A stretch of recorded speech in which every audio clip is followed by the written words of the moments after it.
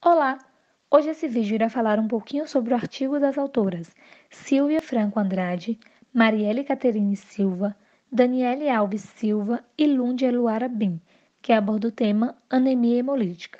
Trabalho nosso da matéria de imunologia veterinária, contendo os discentes Ana Carolina Simas, Beatriz Costa, Felipe Azevedo, Gislaine Mirelli, Yuri Andrade, Juliane Pinheiro, Lara Stephanie Reis e Maria Antônia Trabuco.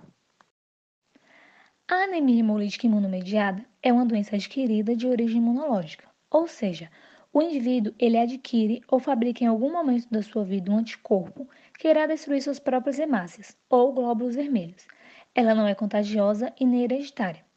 É definida como a redução do número de eritrócitos, que são as hemácias, por conta da destruição dos mesmos pelo sistema imune, devido à presença de imunoglobulinas, os anticorpos, na membrana do eritrócito. O artigo que nos baseamos traz 2 relatos de casos sobre essa enfermidade, porém, o artigo não diz qual imunoglobulina foi envolvida. O sistema imunológico tem como função defender o organismo de invasores chamados estranhos, sobretudo bactérias, vírus, fungos e outros micro-organismos. Ele é um sistema complexo que envolve inúmeros elementos circulantes no sangue e em outros tecidos também. Além da destruição por imunoglobulinas, já que as mesmas têm capacidade de atrair as células de defesa, promover a oxonização e toxicidade dependendo de anticorpo, as hemácias também podem ser destruídas por proteínas de defesa do sistema complemento, em que partes algumas também são ativadas pela presença do anticorpo. A hemólise, ela pode acontecer de forma intravascular, que é dentro do vaso mesmo, ou extracelular, quando a célula é retirada da circulação e destruída no baço. Na anemia hemolítica imunomediada, o sistema imunológico do indivíduo passa a não reconhecer as suas hemácias como próprias, vendo-as como elementos estranhos ao organismo. Uma vez atingidas pelos anticorpos, elas são destruídas no baço e a redução dessas hemácias é conhecida como anemia. A anemia hemolítica é conhecida como causa frequente do desenvolvimento de quadros anêmicos agudos em cães, havendo diferentes manifestações clínicas, podendo haver ou não a terapia imunossupressiva única com corticoides. Essa enfermidade é classificada como idiopática, pois não se sabe determinar uma causa predisponente para o sistema imune estar agindo daquela maneira. Isso quando ela não estiver agindo de forma secundária. Os sintomas mais comuns são a apatia, intolerância a exercícios, palidez da mucosa, alterações na coloração da urina, febre, taquicardia e sopro cardíaco sistólico. O animal responde ao tratamento com imunossupressores e acredita-se que a doença possa ter envolvimento genético com as raças Poodle e Cocker Spaniel, mas ainda não há nada comprovado em relação a isso. Como foi citado anteriormente, a anemia hemolítica imunomediada também pode ser secundária, como são os casos de erliquiose e hemobartonelose.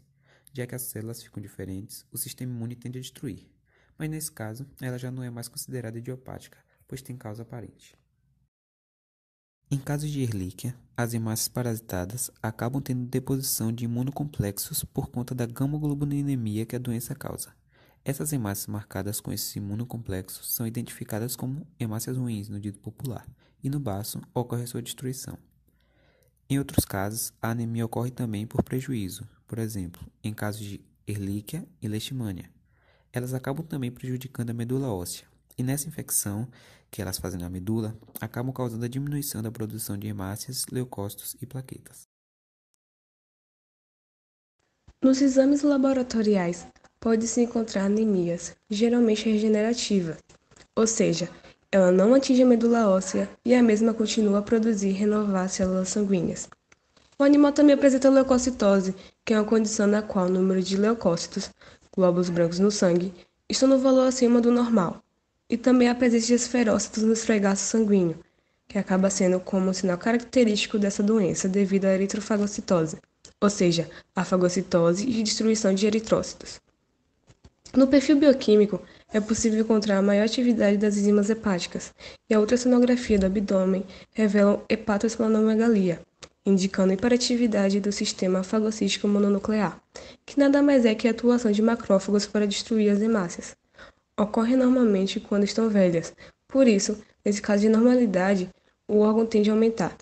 O tratamento geralmente se baseia no uso de imunossupressores e o tratamento suporte, como transfusão de sangue, além de fluidoterapia e antibiótico terapia nas causas secundárias. O imunossupressor mais utilizado é a prednisona, associado ou não com a azathioprina e a ciclosporina. Então, o artigo traz 2 casos sobre o acometimento dessa enfermidade em 2 animais. O primeiro caso é uma cadela fêmea chamada Patina, de 3 anos de idade, da raça Rottweiler e 34 kg. A mesma deu entrada na clínica com apatia, anorexia e emagrecimento progressivo. Durante o exame clínico, notou-se uma paciente bem debilitada, com bastante carrapato, icterícia marcante e dores na palpação, com uma possível esplenomegalia também. Depois disso, foram solicitados hemogramas e ultrassonografia do abdômen. A ultrassonografia revelou a esplenomegalia como já era suspeitado. A mesma tinha ecotextura preservada e notou-se o fígado sem alterações. Após o resultado dos exames, iniciou-se o tratamento com transfusão sanguínea associado com alguns antibióticos, como enrofloxacina, ampicilina, metronidazol e ranitidina. Porém, o animal não apresentou melhora e, na sua reavaliação, após 2 dias de tratamento, notou-se eritrócitos e hematócrito em níveis mais baixos que da primeira vez, suspeitando assim da anemia hemolítica imunomediada. Iniciou-se, então, o tratamento com dexametasona até que se observou uma melhora no quadro e remissão total dos sintomas em 7 dias. Depois foi feito o novo exame e os dados estavam normalizados. O segundo caso é da paciente Lindinha, uma fêmea de 7 anos da raça Poodle, pesando 4,2 kg. Ela deu entrada com queixa de apatia, anorexia, emagrecimento progressivo e vômito. Durante exames clínicos, notou-se a presença de carrapatos, icterícia, desidratação e esplenomegalia. Foi solicitado um hemograma e, a partir dele e dos achados clínicos, foi diagnosticado a anemia hemolítica imunomediada. Iniciou-se, então, um tratamento de transfusão sanguínea e antibiótico terapia, com clorafenicol e também associada a dexametasona. Após 8 dias, o paciente apresentou melhora e os exames foram normalizados. Até a década de 70, a anemia hemolítica imunomediada era pouco diagnosticada, enquanto atualmente é uma enfermidade relativamente comum em cães com anemia severa. Porém, ainda pouco se sabe sobre suas causas, que faz com que o diagnóstico precoce e o tratamento adequado sejam fatores fundamentais no sucesso deste caso. Como ela não tem uma etiologia específica, a presença de esferócitos e eritroblastos circulantes, fragilidade eritrocitária e aglutinação indicam sua presença.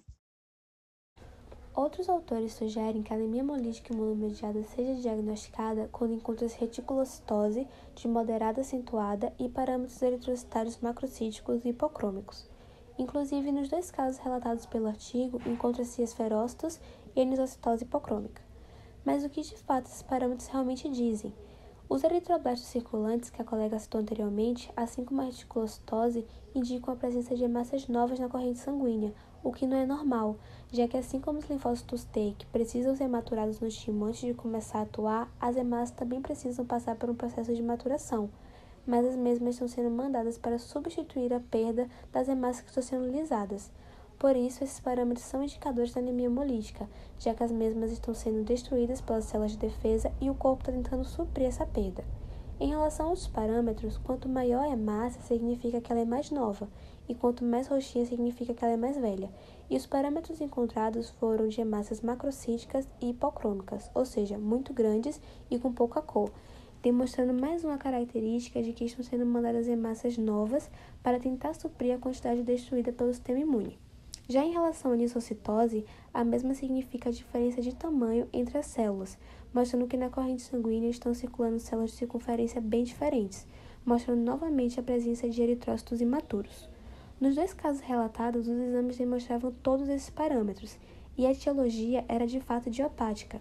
Imaginava-se uma anemia hemolítica secundária, pela quantidade de carrapatos que os pacientes apresentavam, porém, a pesquisa de hematozoário deu negativa, mostrando de fato ser uma anemia hemolítica provocada pelo sistema de defesa sem um motivo aparente. Bem, existem algumas hipóteses para as causas da anemia hemolítica, porém, nenhuma delas foram comprovadas ainda. Uma delas é uma alteração nas células T citotóxicas, já que elas são responsáveis por matar outras células, e alguma normalidade poderia fazer com que isso acontecesse de maneira descontrolada. Outra hipótese é uma alteração nas células T auxiliares, que tem a responsabilidade de se comunicar com células apresentadoras de antígenos, que são as células dendríticas, o macrófago e o linfócito B. Elas se comunicam através de uma molécula de MHC, para que ela emita citocinas para o linfócito B virar plasmócito e produzir imunoglobulinas. E uma alteração em uma dessas etapas poderia promover a fabricação de anticorpos errados que marcariam as hemácias e promoveria a lise das mesmas. Outra hipótese é a modificação da membrana dos eritrócitos por ação de vírus e drogas, fazendo com que a membrana fique diferente para o organismo, e já que tudo que é diferente para o nosso corpo, o sistema imune tende a destruir, ele destruiria a hemácia e promoveria a anemia hemolítica. E também existe a hipótese que ocorreria uma reação cruzada emitida por algum antígeno, que ao tentar destruir um possível antígeno, o corpo acabaria destruindo as hemácias também. Bom, gente, então foi isso. Espero que vocês tenham gostado e aprendido sobre a anemia hemolítica. Tchau!